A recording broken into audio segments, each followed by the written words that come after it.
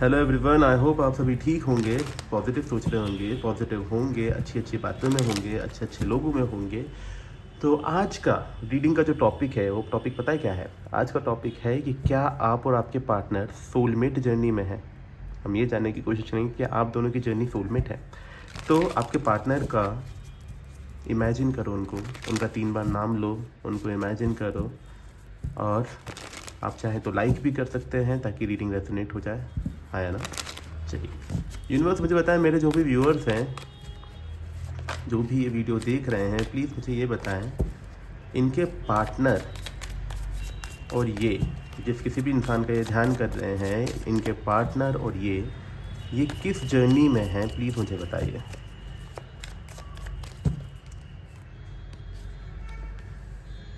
Strength, king of wands, 10 of pentacle. Universe मुझे बताएं obstacle क्या है। Impress, bottom of the deck. ठीक है, यूनिवर्स मुझे बताएं नियर फ्यूचर क्या है।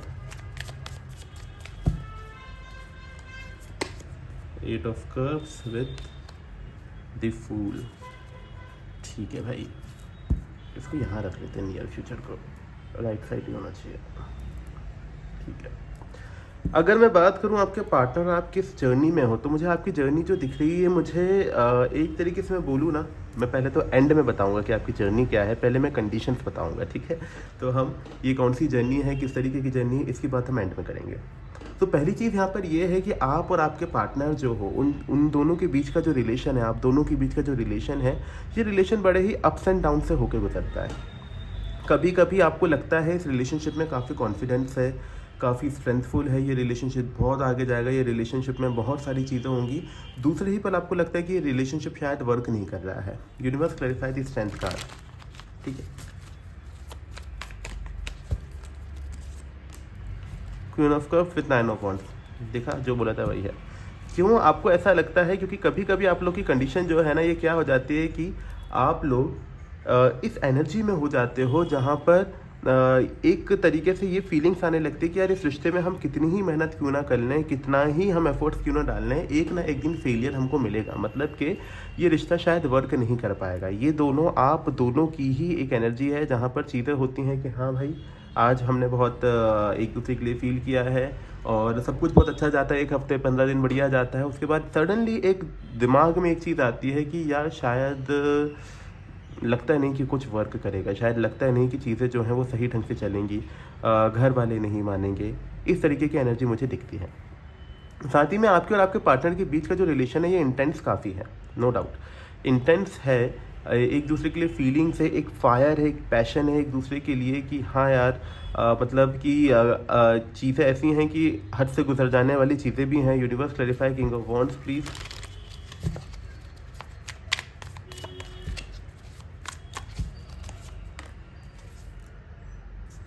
हम्म 6 of swords with 5 of swords. ठीक हो, हाँ, तो वही है कि अगेन सेम चीज़ ही बोलूँगा मैं, ये हद से गुजर जाने वाली चीज़ है। मैं ये कर दूंगा तुम्हारे लिए, मैं दुनिया को छोड़ सकता हूँ तुम्हारे लिए, घर वालों को छोड़ सकता हूँ तुम्हारे लिए, तुम जो बोलो मैं वो कर सकता हूँ तुम्हारे लिए, या वो कर सकती हूँ तुम्हारे लिए।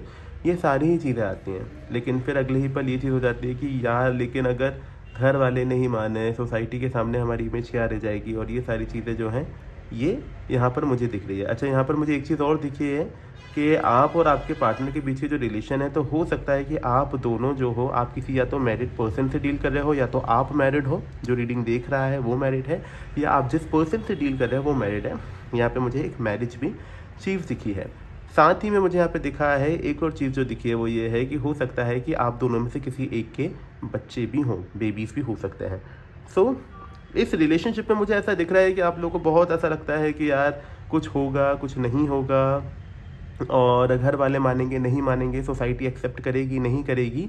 क्योंकि होल एंड होल आप दोनों चाहते हो कि एक दूसरे के साथ हो जाओ, लेकिन दिक्कतें यहाँ आती हैं कि अगर नहीं हो पाया तो क्या होगा, अगर नहीं घर वाले नहीं माने तो क्या होगा। तो एक उलझन है आप लोग के बीच में कि यार कभी कभी हाँ चीज़ें बढ़िया है, बहुत बढ़िया, बहुत इंटेंसफुल लव है, बहुत ज़्यादा फीलिंग्स हैं, करेज है, कॉन्फिडेंस है कि हम हैंडल कर लेंगे चीज़ें, अगले ही पल ऐसा लगता है कि नहीं यार मुझसे नहीं हो पाएगा, नहीं मैं इस कंडीशन में हूँ ही नहीं, मैं इस चीज़ में आ ही नहीं पा रहा हूँ या आ ही नहीं पा रही हूँ कि यार मैं इस चीज़ को आगे चल के फेस कर पाऊँ या आगे चल के लोग शायद मान जाएँ, उस तरीके की एनर्जी है। यहाँ पर ऑब्स्टिकल मुझे दिख रहा है, तो ऑब्स्टिकल मुझे यहाँ पे मैंने जैसा बताया है, एक बेबी मुझे ऑब्स्टिकल दिख रहा है। Universe clarify the impress card. आप दोनों में से किसी एक का बेबी है, और अगर किसी का बेबी नहीं है, जो कि मैं बता रहा हूँ, जो कि नॉन मैरिड पर्सन से डील कर रहे हैं या जिनकी मैरिज नहीं हुई है, उनके लिए इनकी मदर हो सकती है, ठीक है ना। तो इस तरीके की मुझे एनर्जी दिख रही है, जहाँ पे या तो मुझे बेबी दिख रहा है और यहाँ मदर हो सकती है, और दूसरी ही चीज़ यहाँ पे बच्चों जैसा एक दिमाग भी हो सकता है, इमेच्योरिटी माइंड, जो कि यहाँ से मुझे थोड़ा क्लैरिफिकेशन मिला है कि इमेच्योरिटी भी हो सकती है माइंड के अंदर। तो यहाँ ऑब्स्टिकल ये आ रहा है कि पहली चीज़ तो ये है कि बेबी के चक्कर में भी ये रिश्ता आगे नहीं बढ़ पा रहा है, कि शायद बच्चा नहीं मानेगा या घर वाले एक्सेप्ट नहीं करेंगे बेबी को। एक दिक्कत मुझे ये दिख रही है मैरिड पर्सन के लिए। वहीं पे जो लोग नॉन मैरिड हैं उनके लिए मुझे यहाँ पे दिख रहा है कि आपके पार्टनर जो हैं थोड़ी बचकानी हरकतें करते नज़र आते हैं कि यार मेरी मम्मी को मनाना इतना आसान नहीं है और मेरे घर वालों को समझाना इतना आसान नहीं है, although I love you so much, लेकिन ना जाने क्यों मुझे लगता है कि हम आगे नहीं बता पाएंगे फैमिली को और ये रिलेशन फेलियर पर ही जाएगा। इस तरीके की एनर्जी मुझे यहाँ पर ज़्यादा देखने को मिल रही है कि एक उम्मीद, प्यार बहुत है, प्यार है, सब कुछ है, लेकिन वो जो चीज़ आती है ना कि यार नहीं हो पाएगा, वो चीज़ है। मतलब कि ये रिश्ता पता है किस तरीके का चल रहा है कि हम साथ रह सकते हैं हमेशा के लिए, लेकिन मैं शादी नहीं कर सकता या शादी नहीं कर सकती, ये वो रिलेशन चल रहा है। ये कमिटमेंट मत मांगो मुझसे, उसके अलावा तुमको जो चाहिए वो मांग लो, कमिटमेंट नहीं दे सकता, शायद घर वाले नहीं मांगे। तो बात ऐसी भी है कि कहीं कहीं ऐसी भी चीज़ कंडीशन हो रही है कि मैं किसी और के साथ शादी कर भी लूँ तो मैं सिर्फ तुम्हारा ही हूँ या तुम्हारी ही रहूँगी, लेकिन तुम्हारे साथ रिश्ता थोड़ा मुश्किल हो जाएगा। तो एक इनडिसाइसिवनेस है कि जहाँ पर चीज़ें हैंडल हो भी सकती हैं, कर भी सकते हैं, वहाँ पर भी दिक्कतें ये लग रही हैं कि चाह कर भी एक स्टेप लेने से आपके पार्टनर शायद डरते हुए नज़र आ रहे हैं या आप डरते हुए नज़र आ रहे हैं, क्योंकि ओवरऑल एनर्जी है ये पूरी एक ओवरऑल एनर्जी है, जहाँ पे दोनों की एनर्जी मैंने चेक की है कि जर्नी क्या चल रही है बेसिकली। और यहाँ पर मुझे जो एक चीज़ और दिखी है, मुझे ये दिखा है कि आप लोग ना एक न्यू रिश्ता शुरू करोगे। यूनिवर्स मुझे बताइए ये न्यू रिश्ता क्या होगा। ये 2 बार मुझे कार्ड दिखा है, 5 of swords with high priestess. ठीक है, ये न्यू रिश्ता जो है आपको बुरा लगेगा, पर मैं सच बोल रहा हूँ, ये न्यू रिश्ता किसी और के साथ है, क्योंकि इस रिलेशनशिप में या इस जर्नी में आगे चल के आप लोगों का बहुत दिमाग ख़राब होने वाला है। क्योंकि अभी जैसे कि बोलूँ कि मुझे दिख रहा है कि कुछ टाइम से स्टार्ट हुआ है, 1-1.5 साल मुझे लग रहा है इस रिलेशनशिप में, ना जाने क्यों मुझे दिख रहा है किसी का 1-1.5 साल लग रहा है, किसी का 5 महीने लग रहा है, और किसी का मुझे यहाँ पर 3 साल भी दिख रहा है, 3 साल ऐसा कुछ मुझे दिख रहा है यहाँ पे। और इस जर्नी में आगे चल के आप लोग ना उम्मीद छोड़ते हुए नज़र आओगे, सोचोगे कि यार नहीं हो पाएगा, फेलियर ही है, मतलब कोई मानेगा नहीं।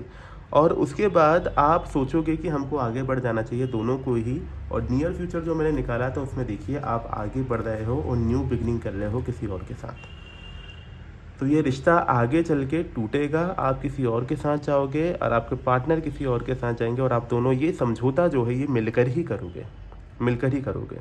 ठीक है, अब मैं ये देख लेता हूँ पहले कि कैसा सिचुएशन है, ये ऑन एंड ऑफ सिचुएशन तो नहीं क्रिएट होगी आगे। यूनिवर्स मुझे बताया फ्यूचर क्या है मेरे व्यूअर्स और उनके पार्टनर जिसके बारे में सोच रहे हैं, इन दोनों का आगे फ्यूचर क्या होगा, प्लीज़ मुझे बताएं, प्लीज़ मुझे बताएं क्या फ्यूचर होगा इन दोनों का। Justice with 10 of swords and 1 more card, 5 of cups.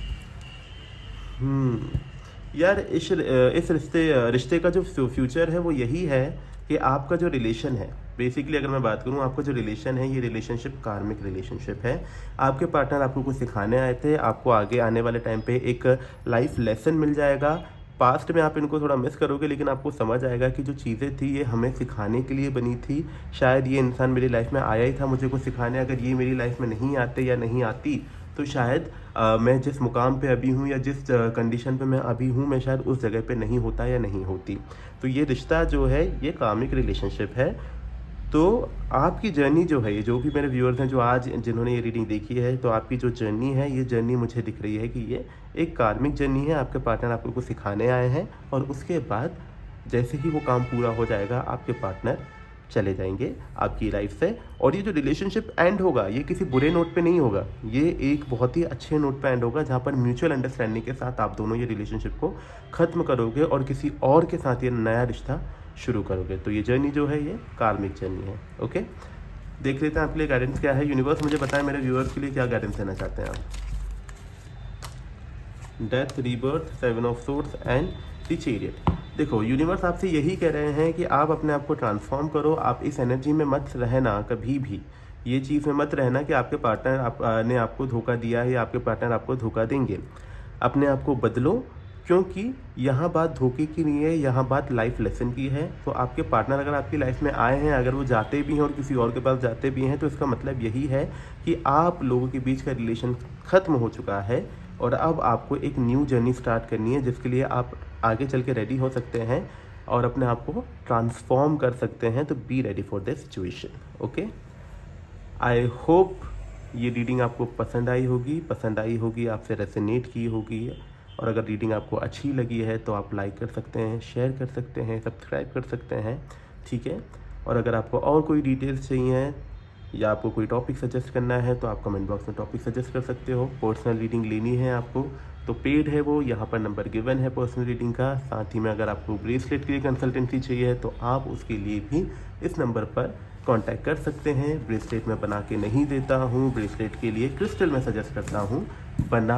आप कहीं से ले सकते हैं, बनवा सकते हैं, या फिर आप ऑनलाइन भी किसी से ऑर्डर कर सकते हैं। ओके, आज के लिए इतना ही। जय सिया राम।